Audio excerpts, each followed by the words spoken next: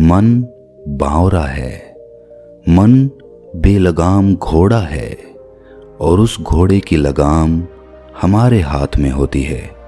हम चाहें तो अपने मन की लगाम अपने काबू में करके उससे जो चाहें वो काम करवा सकते हैं, और अगर हम चाहें तो वो लगाम अपने हाथ से छोड़कर अपने मन को यूं ही बेवजह भटकने के लिए छोड़ सकते हैं। सारी बातें हम पर निर्भर करती हैं। जो भी इच्छा हमारे मन में उठती हैं उनके पीछे कहीं ना कहीं हम स्वयं होते हैं। कभी कभी हम इस बात को समझ लेते हैं और कभी कभार हम इस बात को कभी समझ ही नहीं पाते। अगर हम किसी तरकीब से अपने मन को खाली करना सीख जाएं, तो हम अपने मन के अंदर कुछ ऐसे विचार डाल सकते हैं जिससे हम अपने मन की बकबक को शांत कर सकते हैं। जिन विचारों का सैलाब हमारे मन में चलता रहता है, असलियत में वही हमारे दुखों का सबसे बड़ा कारण होता है। कोई भी बात या कोई भी वस्तु प्रत्यक्ष रूप में हमें बाद में दुख देती है, लेकिन उससे पहले हम अपने विचारों में खुद दुख भोग रहे होते हैं और उन दुखों का कारण सिर्फ हमारे विचार होते हैं। इसीलिए अगर हमें अपने मन की बकबक को शांत करवाना है तो हम अपने आप से नहीं कर सकते। ना ही कोई ज्ञान या कोई उपदेश हमारे मन की बकबक शांत कर सकता है, लेकिन हमारा मन एक कहानी के माध्यम से ये जरूर समझ सकता है कि अपने मन की बकबक किस तरह शांत की जाए। इसीलिए ये कहानी आखिर तक सुनने के बाद आपके मन की बकबक एकदम शांत हो जाएगी। किसी नगर में एक नौजवान युवक रहा करता था। उसका नाम अंकित था। उसे एक समस्या थी और उसकी समस्या ये थी कि उसका मन हर समय भटकते रहता था। उसके मन में हर समय कोई ना कोई नकारात्मक विचार चलते रहते थे। उसके मन की बकबक कभी शांत नहीं होती थी। वो सोचता कुछ और था लेकिन उससे हो कुछ अलग ही जाता था। कभी वो अपने अतीत के बारे में सोचता था कि काश मैंने ये कदम उठा लिया होता तो आज मेरा जीवन कुछ और ही होता, या फिर वो अपने भविष्य के बारे में सोचता रहता कि कहीं भविष्य में ऐसा हो गया तो क्या होगा, कहीं मैं असफल हो गया तो क्या होगा, अगर मुझसे कोई गलती हो गई तो लोग मेरा मजाक उड़ाना शुरू कर देंगे। और ऐसे ही कई सारे नकारात्मक और असफलता से भरे विचार उसके मन में आते रहते थे। अंकित हमेशा ही अपने विचारों में खोया रहता। वो अपने विचारों से मुक्ति पाना चाहता था। अंकित चाहता था कि उसके मन में कोई भी फालतू का विचार ना आए, लेकिन उसके चाहने से कुछ नहीं होता था, क्योंकि उसके मन में विचारों का सैलाब हमेशा चलता रहता था। एक दिन अपने मन के विचारों से परेशान होकर वो एक जंगल में एक बौद्ध भिक्षु के पास पहुंच जाता है। बौद्ध भिक्षु के पास पहुंचकर अंकित अपने जीवन की एक घटना बताता है और वो उन्हें ये भी बताता है कि उस घटना ने उसके दिमाग और उसके मन पर किस प्रकार प्रभाव छोड़ा। अंकित ने कहना शुरू किया कि बचपन में मैं बहुत ही निर्भीक बच्चा हुआ करता था। मुझे किसी का कोई डर नहीं था। कोई भी काम मैं बड़ी आसानी के साथ कर लेता था। ना मैं उसके परिणाम के बारे में सोचता था और ना ये सोचता था कि ये काम अगर मैं करूँगा तो लोग क्या कहेंगे। लेकिन कुछ सालों पहले आर्थिक रूप से मजबूत होने के लिए मैंने कुछ धन घर वालों से लेकर एक नया काम शुरू करने का सोचा। उस काम के बारे में मुझे सभी ने राय दी कि इस काम में ज्यादा मुनाफा नहीं होगा, तुम्हें नुकसान हो सकता है। मेरे घर वालों ने भी मुझे समझाया, लेकिन मैं अपनी बात पर अड़ा हुआ था और उस काम को करना चाहता था। और जब मैंने जिद की तो घर वालों ने कुछ धन मुझे दे दिया। उस धन से मैंने उस काम की शुरुआत की, लेकिन दुर्भाग्यवश उस काम में मुझे हानि का सामना करना पड़ा। मुझे बहुत नुकसान हुआ। मेरा सारा धन खत्म हो गया था।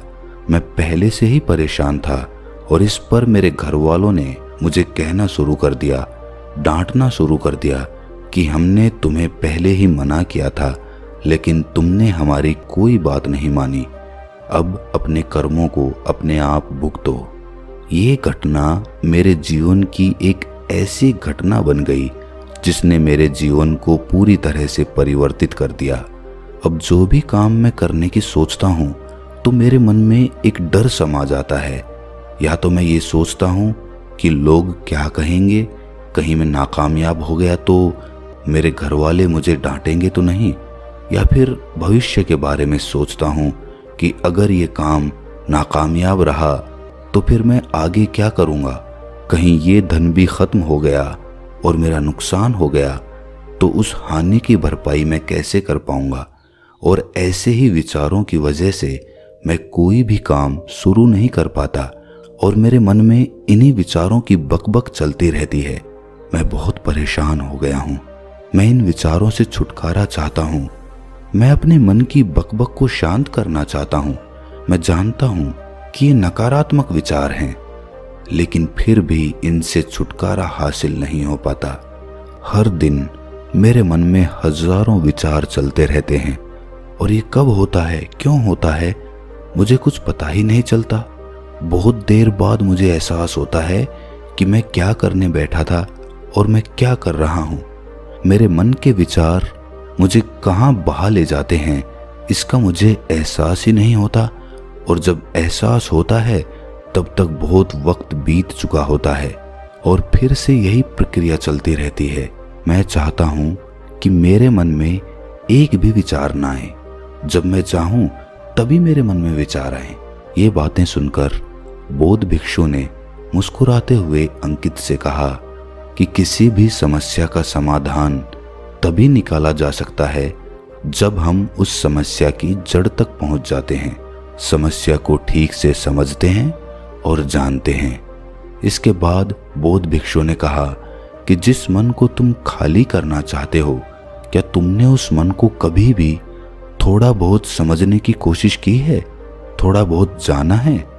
ये सुनकर अंकित ने कहा कि भंते, मैंने अपने मन को जानने की बहुत कोशिश की है, लेकिन मैं जितना ही इसके बारे में जानने की कोशिश करता हूँ, मेरा मन उतना ही रहस्यमय हो जाता है।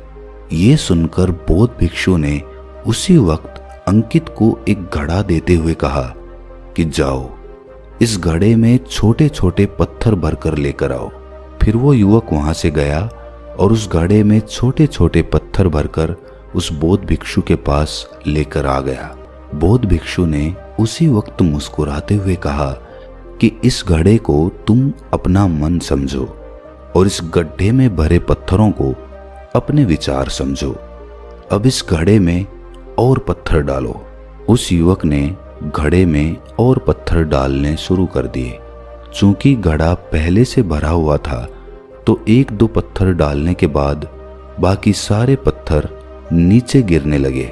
फिर बौद्ध भिक्षु ने अंकित को सचेत करते हुए कहा कि रुको, जरा ध्यान से देखो, अब घड़े में पत्थर नहीं आ रहे हैं बल्कि पत्थर नीचे गिर रहे हैं, क्योंकि ये एक घड़ा है और इसमें जो आ सकता था वो आ चुका है। अब इसमें और पत्थर नहीं आ पाएंगे।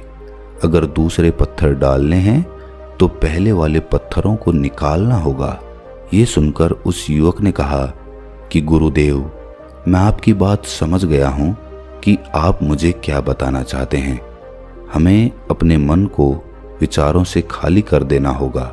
ये सुनकर बौद्ध भिक्षु मुस्कुराने लगे और कहा कि पहले मेरी पूरी बात तो सुन लो, उसके बाद मन को खाली कर लेना।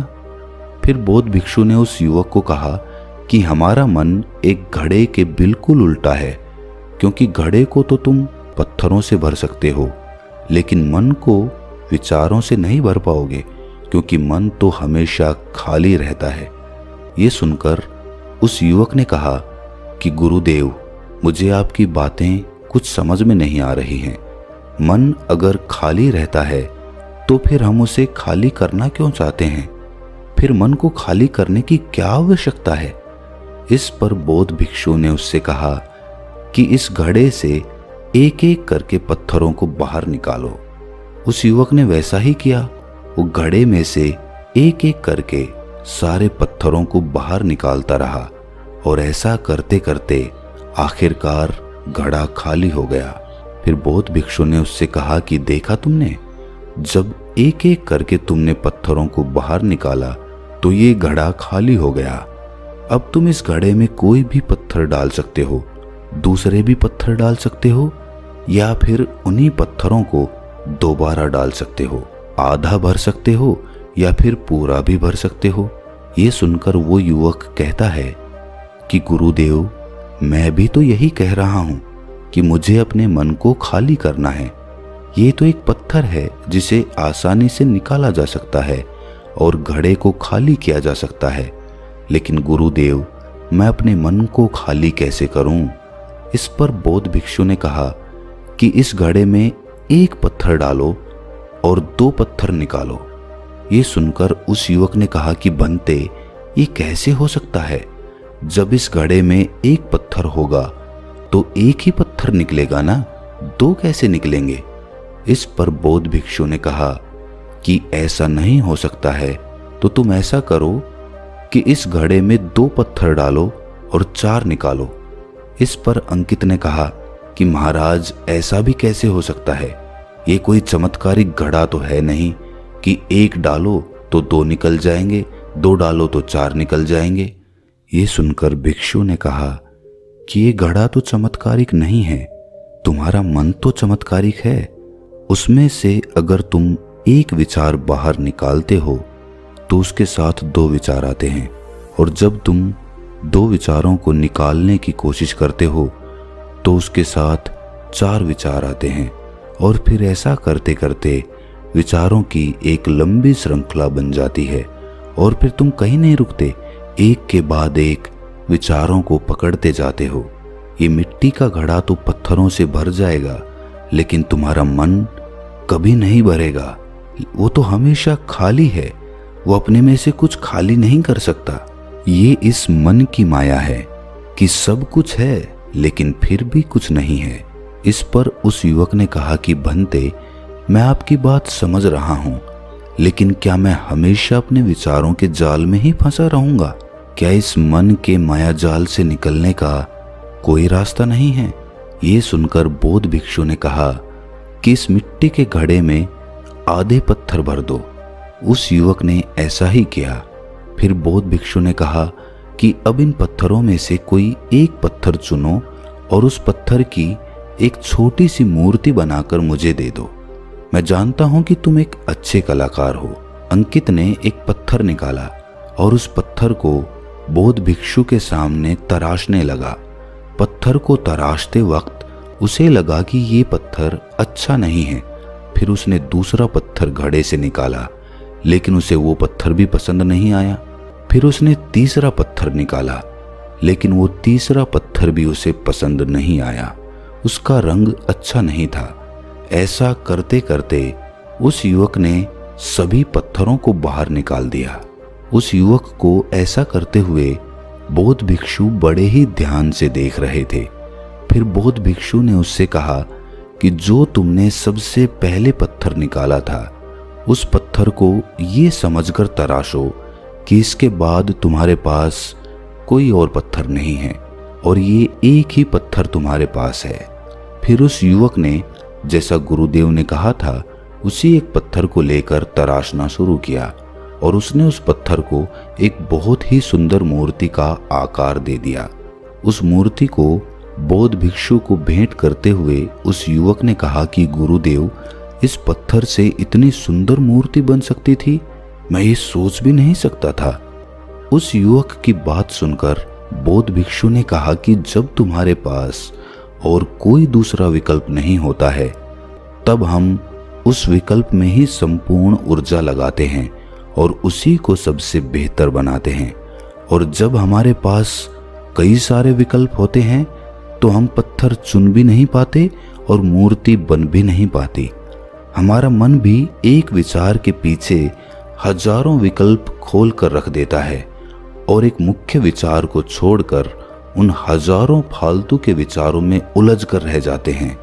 फिर उस युवक ने कहा, गुरुदेव, मैं आपकी बातों को बहुत अच्छे से समझ गया हूं, लेकिन अब मुझे क्या करना चाहिए? कृपया आप मेरा मार्गदर्शन करें। भिक्षु ने उस युवक से कहा कि मन को खाली करना, साफ करना 1-2 दिन का काम नहीं है, ये बहुत लंबी प्रक्रिया है। तो क्या तुम इसके लिए तैयार हो? वो युवक कहता है कि जी गुरुदेव, मैं तैयार हूं, चाहे कितनी भी लंबी प्रक्रिया क्यों ना हो। ये जवाब सुनकर बौद्ध भिक्षु ने कहना शुरू किया कि सबसे पहले तो तुम ये समझो कि मन हमारा दुश्मन नहीं है। हमें मन से कोई चीज निकालनी नहीं है। ये ख्याल ही निकाल दो कि तुम्हें मन को खाली करना है।